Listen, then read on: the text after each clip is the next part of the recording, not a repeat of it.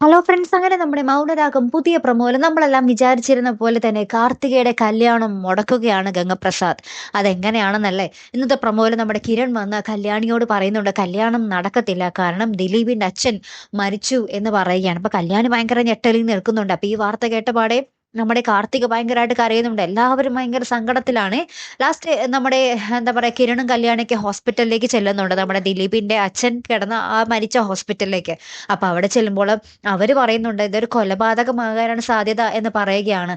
പിന്നീട് ഇതൊക്കെ അറിഞ്ഞിട്ട് നമ്മുടെ കിരൺ ഇങ്ങനെ റോട്ടിലൂടെ ഇങ്ങനെ ഭയങ്കര സങ്കടത്തിലും ദേഷ്യത്തിലും ഇങ്ങനെ പോകും വഴി നമ്മുടെ ഗംഗപ്രസാദ് അവിടെ ഒരു വഴിയരികിൽ നിന്നും ഭയങ്കര എന്താ പറയാ, അട്ടഹസിച്ച് ഇങ്ങനെ ചിരിച്ച് സന്തോഷത്തിൽ നിൽക്കുന്നതും കാണാട്ടോ.